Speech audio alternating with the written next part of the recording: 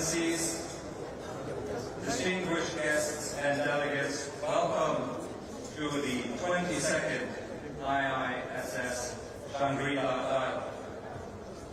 The IISS is delighted that you are here in Singapore to engage in 3 days of defense diplomacy. The Shangri-La Dialogue, since it was first convened in 2002, and with the unwavering and outstanding support of the government of Singapore, for which I am very grateful, has been a platform for governments to explain and present their policies, for those policies and their differences to be discussed in an open and transparent way. And it's been a platform for partners to find and reconfirm common purpose in the pursuit of solutions to the many regional security challenges that define our agenda. In our time, the rules that govern political relations, economic exchange, and more generally, the civilized conduct among nations are under severe pressure. Narratives of great power rivalry and of multipolarity compete and often intersect. In response, some governments are attempting to hedge their engagements, some are attempting to build bridges, and others are increasing their commitments to partnerships, new and old. Many are finding that engaging on their own terms with the international security environment is indeed very challenging. Connecting national ambitions with economic and military capabilities, great resources, and sometimes depletes political capital classes. Understanding partners and working with partners is a prerequisite for the effective and efficient allocation of these resources. It is true that regional security contexts are increasingly linked, and yet instruments of security governance need to primarily work for the region that invests in them to be sustainable. In this context, the IISS itself maintains a multi-regional presence and entity to be in the Shangri-La Dialogue and the Nama Dialogue premier security and defense summits in their respective regions, the Asia-Pacific and the Gulf. And in Europe, like of many threats and regional and global security issues, the IISS, headquartered in London with a very vibrant office in Berlin, has significantly grown its activities. Now convene a defense summit in Prague, which is focused on military capability and defense industrial questions, and the Global Security and Innovation Summit in Hamburg. Both contribute to the conversation in Europe on how to generate capabilities and capacity so that Europe can take responsibility for its own security. I'm delighted that one of the people helping us do this is IISS trustee and former French Minister of the Armed Forces, Florence Ali. Florence, in her remarks as Minister at the Shangri-La Dialogue, as actually was the case with her successor, Sébastien Lecornu, always referred and referenced France's vital Indo-Pacific dimension and presence. So it is splendid and an honor that we have here with us today Emmanuel Macron, President of the French Republic, to deliver the keynote address at this opening dinner. The President, in the last few days, has completed successful visits to Indonesia and Vietnam, which have further strengthened the economic and military ties with those nations. And you will recall that under the President's leadership, France has developed and brought to life its Indo-Pacific strategy. You all know that President Macron cares deeply and thinks deeply about questions of international order and international security. And he is the first head of state of a P5 nation to address the IISS Shangri-La Dialogue, and we're delighted to have him here. Mr. President, the floor and this podium is yours.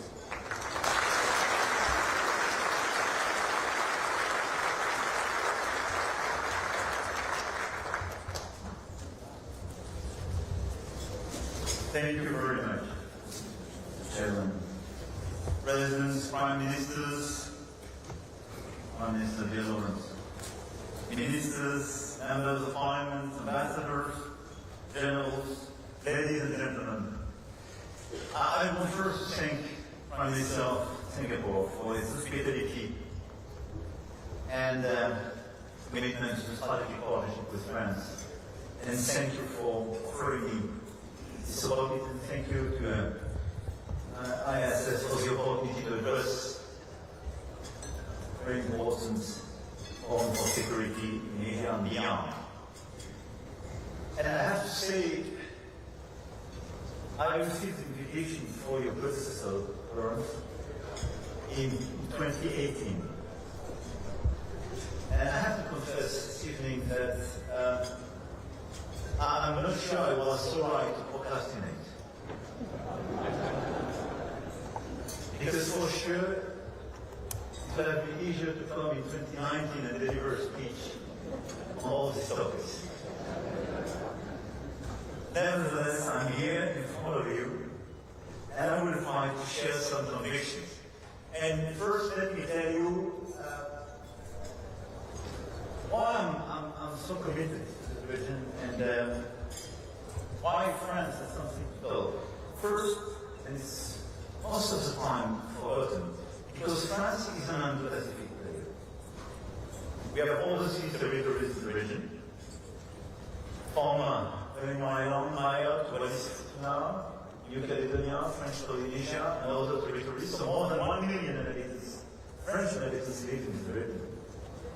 We have more than 8,000 soldiers permanently deployed on our bases. We established permanent bases in the region with some partners. And we deployed a lot of common exercises, for instance, in the past few years, with a lot of countries. And even recently here with our aircraft carrier. And at the same time, obviously, we are a European country.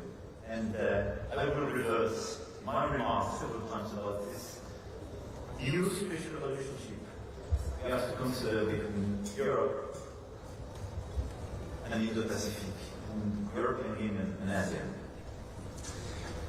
Clearly, we are living in a time of multiple crises, and it has to create new incentives to cooperate and perhaps try to invent new forms of cooperation. I would like first to try to explain a very important concept to me starting this discussion, which is the fact that we have to be very careful on double standards for our action. Second, I will try to revert on the common interest in strategic autonomy we have between Europe and Asia, and I will try to share some key details of this new partnership between Europe and Asia. But first, allow me to start with the importance of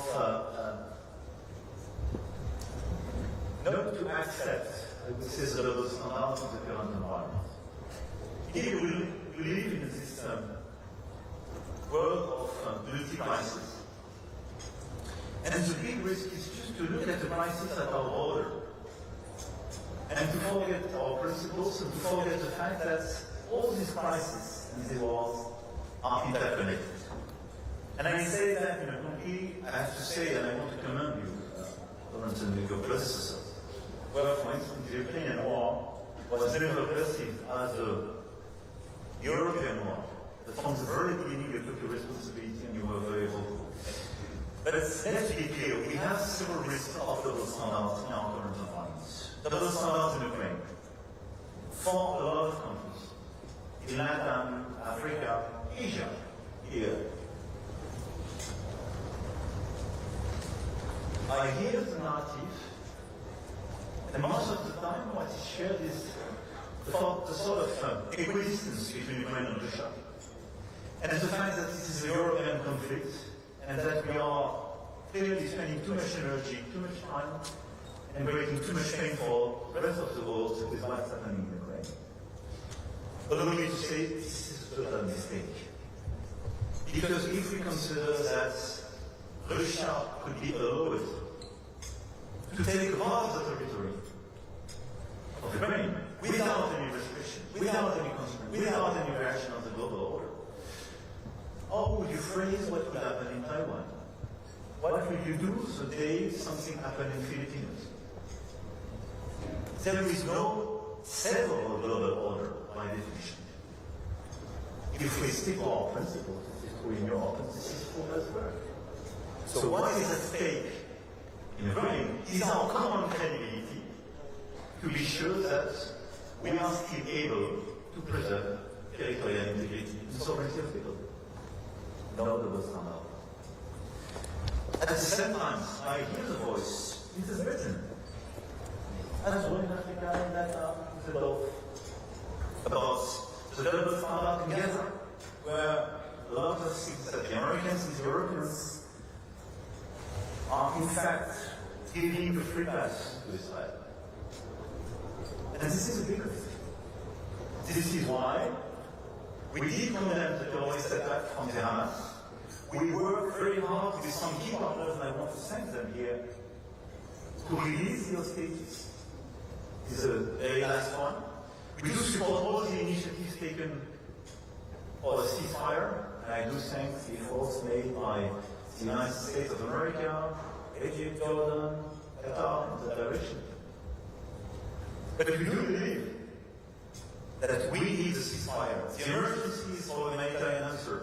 And we do have to work very hard for recognition of the Palestinian state and mutual recognition in order to create a strong architecture of security in the region. And I can revert if you want in the Q&A on this aspect. But this is the only way not to leave the floor to those saying, you live with double standards. If we abandon Gaza, if we consider there is a free pass for Israel, even if we do condemn the terrorist attacks, we keep our own credibility in the rest of the world. And this is why we do reject double standards, and this is why I think it's very important in our current environment to be consistent and to follow our principles, our rules, and to consider that what is at stake is clearly the global order, and what is at stake is our credibility to protect this global order. Having said that, I think a risk of double standards is that we abandon totally our agenda of sustainability and health. And it could surprise a lot of people when I say that in front of a lot of defense ministers and so on, but everything is intercorrelated. And by the way, we experienced quite recently the fact that the pandemic has some security impact and change a little bit the course of the world. But this is a double standard. If we, as a rich country, we stop investing in sustainability, meaning climate and biodiversity and health, because this is a new nexus, because it could create new crises and new security crises, and because this is a care for our credibility vis-à-vis the South. This is the best way to open the door for the big divide of the world. So this is why, having said that, I do consider that rejecting double standards in all these efforts do not imply balancing everything, but very clearly requires us to be very consistent in this approach. And I insist on that because I do believe that the main risk is the risk of division of the world, and the division between the two superpowers, and the instruction given to all the others that we choose aside. If we do so, we will keep the global order, and we will destroy, methodically, all the institutions we created after the Second World War in order to preserve peace and to have cooperation on health, on climate, on human rights, and so on. But we need them, probably much more than before. This is why I believe our key challenge is how to preserve peace and stability and prosperity in this current environment. And in a moment where the competition between China and the United States for global leadership will create constraints and a side effect for each of us, without us willing or even able to imagine handing our interest over to one or the other, how to react. And I will be clear. France is a friend and an ally of the United States. And is a friend, and we do cooperate, even if sometimes we disagree and compete with China.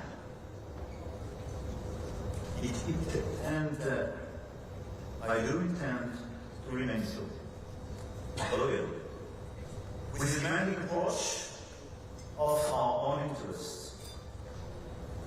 But France is not attached to what is essential for us of strategic autonomy, freedom of sovereignty. And we do defend this approach for Europe and for Indo-Pacific. Which means we want to cooperate,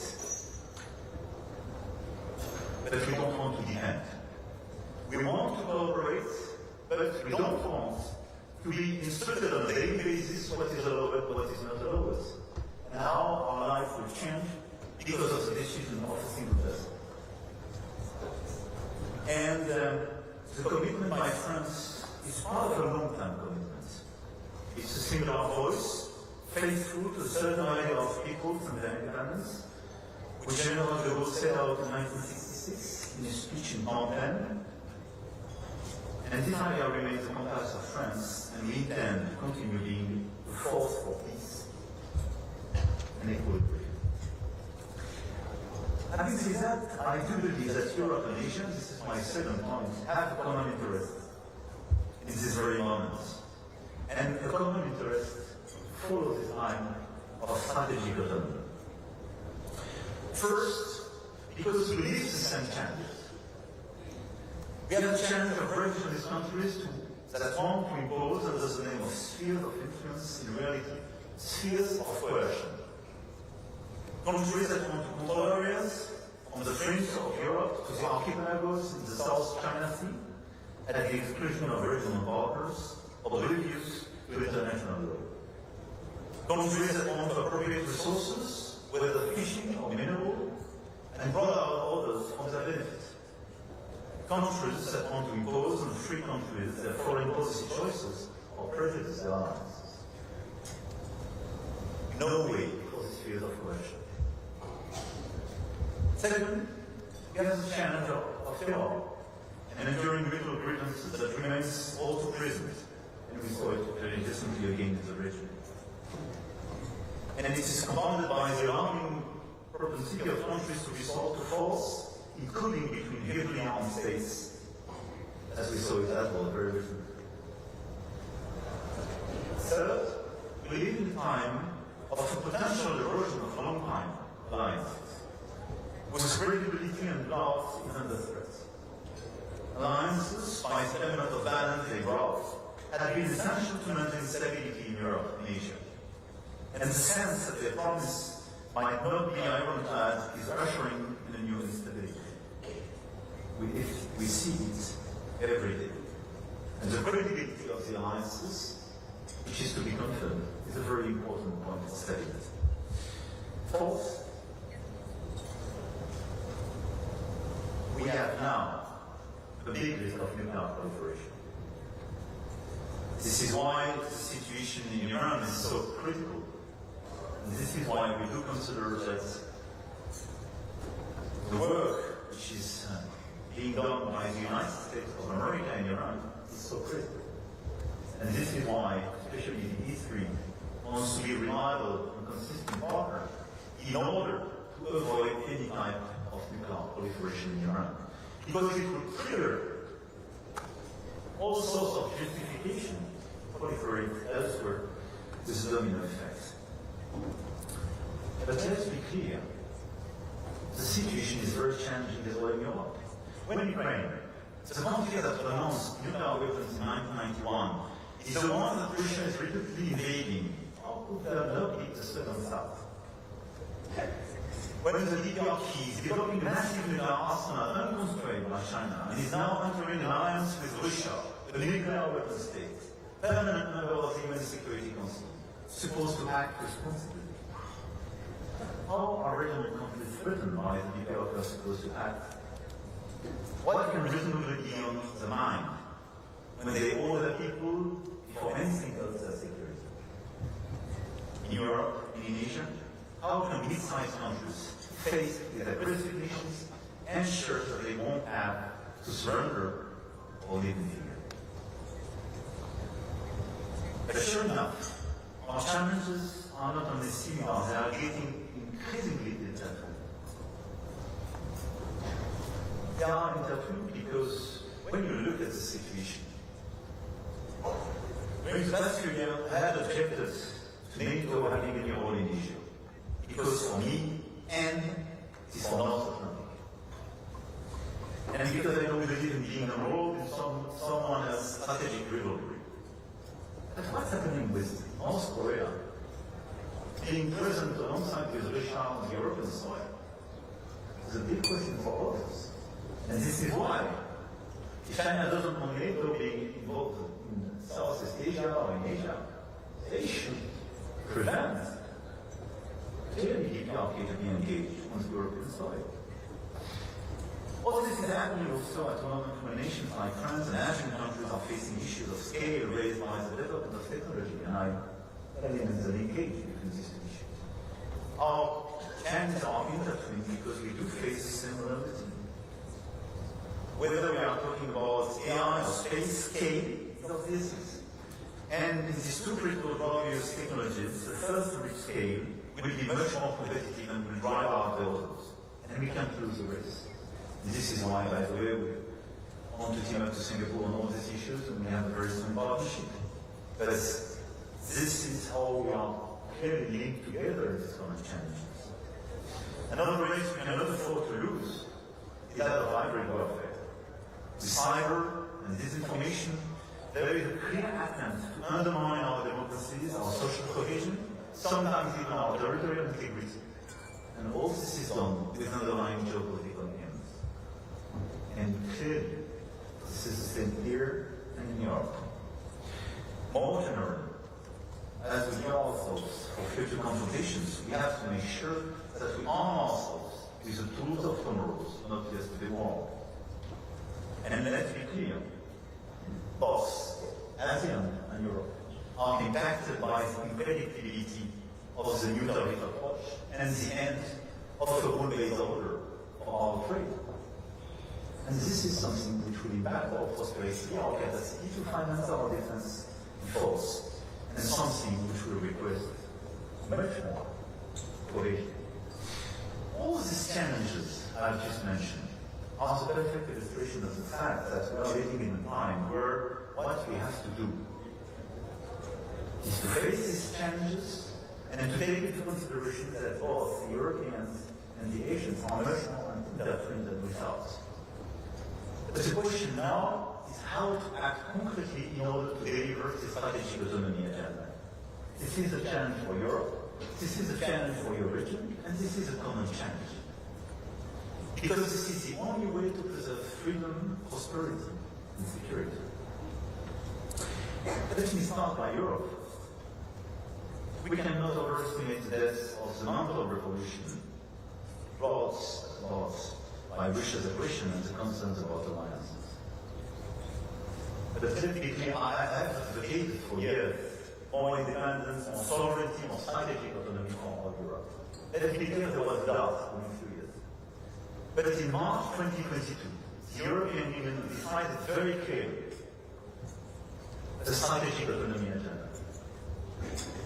And we decided on defense and security, on technology, on industry, on energy, on all the different to reduce our dependencies and deficit our model. It is absolutely critical in the current environment. And during the past few months, based on the work we called it with the British Prime Minister, the coalitions of the groups, and the strong coordination with some leaders, with Chancellor of Germany, Prime Minister of Poland, but all the rest of countries of the European Union, and a lot of allies. We built this coalition of the willingness regarding the Russian war in Ukraine. And the message was very clear. We will work together to the very end to provide security guarantees to the Ukrainians, to build a robust peace in this region of the world, and to reinvest on our own defense and security, because Russia will remain an existence of threat for us. This is the second wake-up call after 2022. And what we will do, what we are doing, is to increase its 3.5% GDP of defense expenditure. Probably we will go further and faster. But this is the willingness of the Europeans to build independence in terms of defense and security, which is consistent with the request, and the fair request of the United States of America, which is to say, you should take more of the burden for your own security. We cannot afford anymore with all the expenditures for your security. A third of the expenses on the eastern flank of NATO is taken by the US. We need Europeans to do much more for themselves. But at the same time, we need the Europeans to be much more independent for themselves. Meaning, building their own capacities and capabilities, developing their own industries, and working by choice with the US, with partners here in the region, but not depending on anybody, especially for our own security. This is our agenda. This is the agenda of strategic autonomy. In parallel, c'est what we want on AI, what we want on technology, on industry. We want to increase our strategic autonomy. It will request a lot of investment, and obviously, it will request as well a much more competitive world. This is why I link this to agenda. It's an urgency to accelerate the competitiveness agenda of the European Union, because this is the only way to make the security agenda and the autonomic strategy agenda credible. Meaning we have to deepen the single market, we have to streamline our regulations, sometimes to kill some of these regulations to be much more attractive, and we have to accelerate our capacity to build new single markets, especially in finance, with capital market union, especially to fund what I'm saying, with private money, to be much more efficient on energy. Second, we want to build new partnerships. And it's part of the strategic autonomy. And based on the assessment that between ASEAN and Europe, we have these common challenges, these common threats. We want to work more actively on a common agenda. France presented in 2018 an Indo-Pacific strategy based on our capacity to propose a third way, which is to say, a lot of you are afraid and concerned by the respect of the liberty of sovereignty. Liberty of navigation, respect of your sovereignty and so on. For good reasons, we do share this. But if you don't want to be confrontational with China, we do share the same approach. And the third way we do share, with a lot of countries present in this room, is the basis of our Indo-Pacific strategy, which is how to preserve an open environment, rule-based order in the region. And we want to be a reliable partner for that. This is the core of the bilateral commitment we have with Singapore, but with a lot of countries of the region, and exactly what we did during the past 3 years. Common exercises, common capacities, more common programs, etc., etc. Everything, no confrontation, but clearly strategic autonomy in the Pacific strategy. And we are working on a new strategic review, and a new Indo-Pac strategy will be issued in the weeks to come. And in parallel, we raised at the European scale this approach, because we issued, now 4 years ago, the European Union's Indo-Pacific strategy, which follows exactly the same line, and which is the best illustration of our common commitments. And very clearly, we want to go further, particularly with India, the Asian countries, and the members as well of the Trans-Pacific Partnership. For me, this new approach is very important, and we discussed yesterday with the Prime Minister and with a lot of countries here. If we team up, we represent a third of global growth, even more in terms of trade. We have a lot of credible players. Some of them are better with capacities. Let's work together on this agenda of strategic autonomy. Let's work in an open way, in a genuine way. Let's engage with everybody which is available. But let's work very closely on defense, security, and all the building blocks of our value chains to be sure that we deliver our model. Let's work to have as well trade cooperation, new trade agreements. Because if between EU and the Trans-Pacific countries, we have such an agreement, it's extremely powerful for the rest of the world. Third, we've spoken about Europe, about the alliance between Europe and the region. What to do together? New coalitions, new agreements, and how to reset the new rule-based order. 70 years ago, the London Conference was, for many, the opportunity to express their rejection of the logic of loss and to express their desire to find their own way. The time for non-alignment has undoubtedly passed, but the time for coalition of action has come and requires the countries capable of acting together with themselves every means to do so. We must show consistency where all those practices are located. And this is exactly my goal tonight at the Champion Dialogue. Let's build a new coalition for open trade, open dialogues with our models, stable environments, and new coalitions to stabilize open and rule-based order.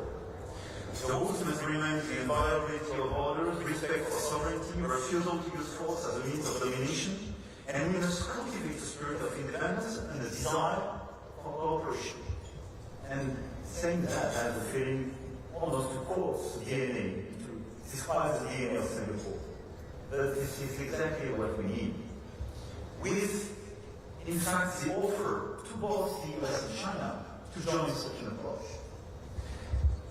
But we cannot just remain seated and say, okay, there is no other WTO. What do we do with tariffs?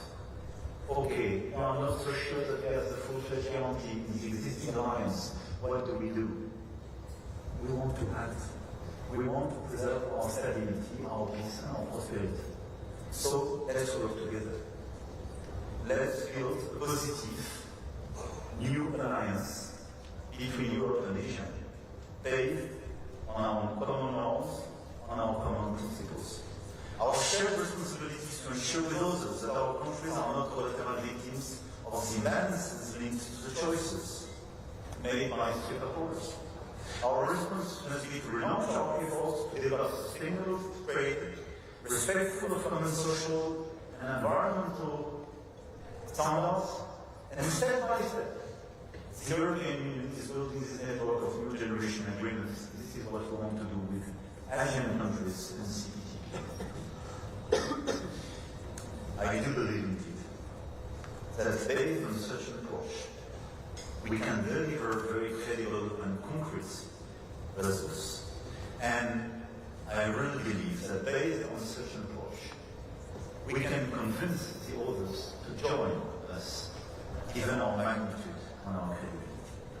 This is, for me, the content of the strategic autonomy. We have to deploy now in Europe, and we have to cooperate on this basis with the region. I will just conclude now with the call for action for Europe and Asia to work together on a coalition of independence, a coalition of countries that won't be enrolled but won't be bullied, a coalition of countries that object to the double standard, a coalition of countries that will pool their strengths to ride the race of technology, uphold norms, and protect their sovereignty, a coalition of countries that will navigate the rough seas of trade and protect the global commons of nature and climate. And finally, a coalition of countries determined not to yield to the whims of the greed of others, but to chart a peaceful way, to bring balance in trouble, and to affirm negative actions can be opposed, and indeed superseded by universal values. This is our common DNA, and this is exactly, I do believe, why Singapore does exist, why the origin have so many countries being independent today, and why both France and the European Union are here today.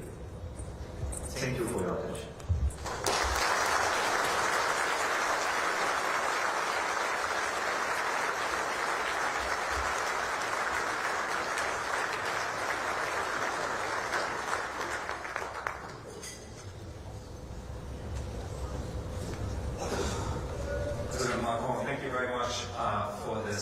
wonderful way to kick us off. I noted that you had pairs of important words that to structure your argument.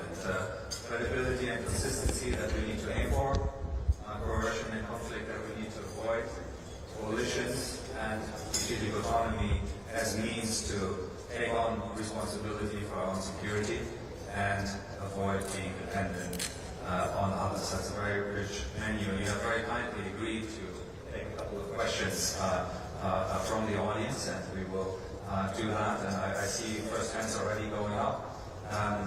We will take a few questions that the President will answer, and eventually we will conclude and move to the dinner part. I think, is Evan Laxmana, if I can get a microphone? Yeah. From ISS Asia, there you go, Evan. Thank you, Mr. President, for the speech. My name is Evan Laxmana from the WLS. I believe that one of the premises of France's Indo-Pacific strategy is that the Euro-Atlantic and Indo-Pacific is a single theater. And if that single theater is a two-way street, how do you see France playing a leading role and picking up from what you said earlier regarding multiple crises? Right now, in the Pacific, there is a proliferation of security crises, ongoing challenges from India, Pakistan, Thailand, Cambodia, Myanmar to the South China Sea. How does France also hope to help ASEAN build a more robust regional security response to these particular crises? After all, their ability to address these current security crises is perhaps their preconditions to achieve strategic autonomy. Thank you. You want to collect a few? Shall we take 2 or 3, and then you take them in group? Yes. Okay. So I think Frank Altner. I think I see. Can we get a microphone to Frank, please? Yeah, there we go. Right. Merci, Monsieur le Président. Frank Altner from BBC Security Correspondent. Do you see a military role for Europe in this region when it's got a full-scale war going on its own continent? I mean, Britain is sending an aircraft carrier here when it can't really afford to meet its own defence obligations in Britain. Thank you very much. And if I can get a microphone here to the front. First row here, please. Microphone. Yeah, coming. Min Lee from Korea. And then we take those three. Yeah. Thank you, Mr. President. I have 2 quick questions, one nuclear, on Europe. You have emphasized strategic autonomy throughout your presidency. If European NATO members ask you for nuclear protection, is France willing to provide your force of thought to your European NATO allies? And number 2, we will have a new Korean government in the next couple of days, and will be in office on Wednesday. Whoever wins the election, if the new Korean government asks your government for assistance and cooperation on building a South Korean nuclear-powered submarine, will France say oui or no? Thank you.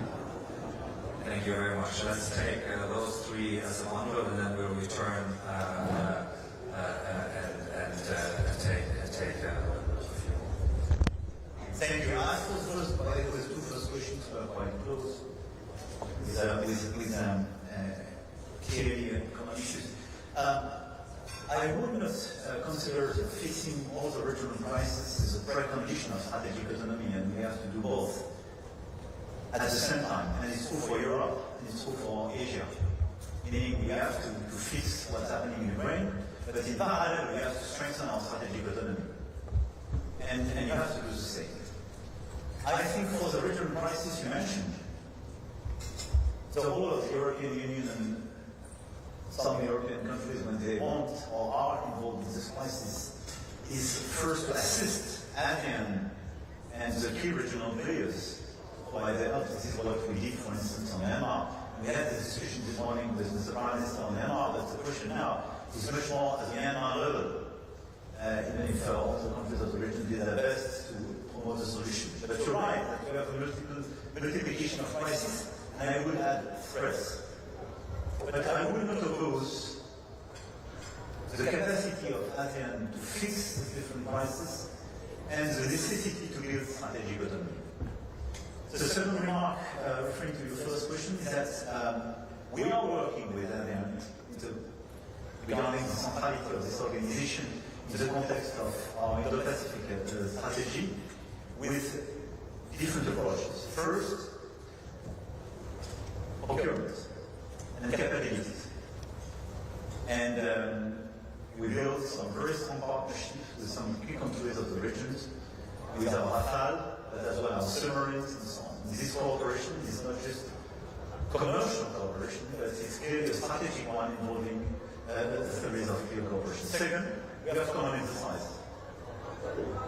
On Pegasus, to the exercise we just deployed in the region with aircraft carriers.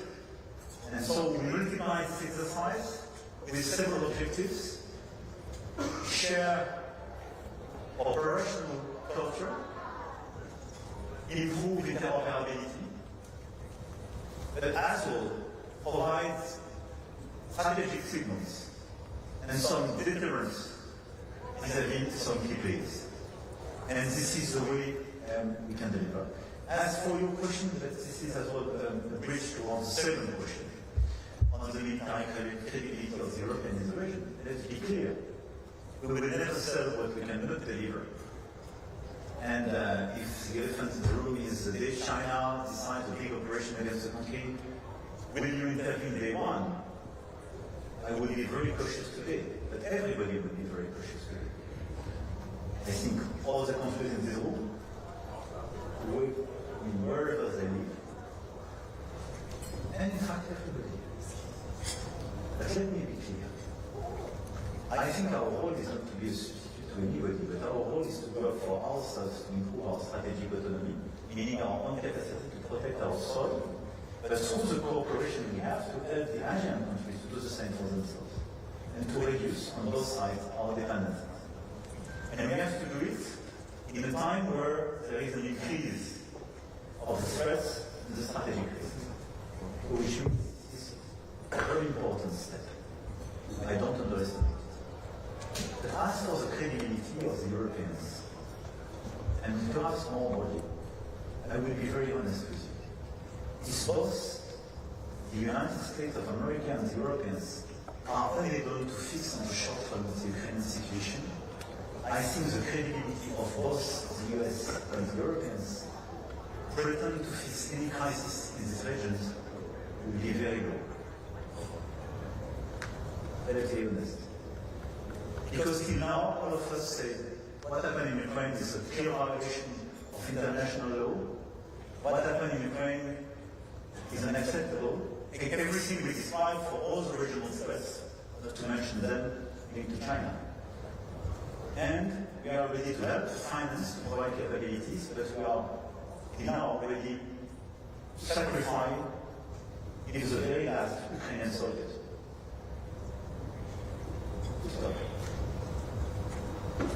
So I think our credibility is at stake at this point. And this is why everything is intercorrelated. As for, and thank you for the very accurate question. For the first one, I will obviously not provide such an answer. But I will tell you why. Because the credibility of the nuclear deterrence is based on the ambiguity. And I know it's very hard to understand sometimes, but it's very important to stick to this principle. And this is probably one of the weaknesses we have when you are democracies vis-à-vis some authoritarian regime. And this is probably a mistake we made at the very beginning of the conflict in Ukraine when we disclosed too many constraints vis-à-vis the opponents. And this is why, more than 1 year ago, in February 2024, in Paris, I request for restoring strategic ambiguity and stop excluding so many options from the European side. And I'm very happy about the very recent declarations made by the German Chancellor, which exactly did the same very recently. We need strategic ambiguity. Today, you give, as a way, all the roadmap to your enemy, you reduce the efficiency of your deterrence capacity. But what I can say is that from the very beginning of the nuclear capacities in France, we integrated a European dimension. And we remain quite large and vague for good reasons. But in parallel, we are working hard and we will launch a new phase, a new era, and I will revert in the months to come on that, in order to have perhaps with some European countries a different approach. As for South Korea, I think this is a very fair question, and this question is very legitimate. If I were South Korean, that would be my first question. Which is, in fact, if guys, you fail to contain the capacity of North Korea to get a nuclear weapon, am I sure that I'm still safe? And am I sure the day I will be attacked, you will not fail to protect me? I think we should reopen the North Korean topic first. I think the big risk of the current environment is to open a new proliferation area. And this is why, for me, Iran is so critical. Because they, de facto, we accept that we will trigger a series of legitimate requests of a lot of other countries to get nuclear weapons. So this is why the US agenda on North Korea is so important. And because I will be clear, the Europeans don't have the capacity to be the one to negotiate and trigger such a negotiation. This is clearly the United States of America. And President Trump, during his first mandate, started to resume some discussions. And this is part of the strategic discussion we have to frame with the United States, because it's a fair approach to say we want to deliver less for the Europeans, and the Europeans have to take much more of the burden because we want to focus on some of the issues. That's why my first would be, I would prefer us collectively to contain much more the capacities and give you visibility on the North Korean capacities and helping you to get access to new ones. Mr. President, thank you very much. I'm going to disappoint a few people now who have stopped off the floor when time has marched on. Possibly I'm going to disappoint the President as well, because I know he is ready to answer more questions, but we'll draw this to a conclusion here. And let me invite everybody again to once more thank President Macron for his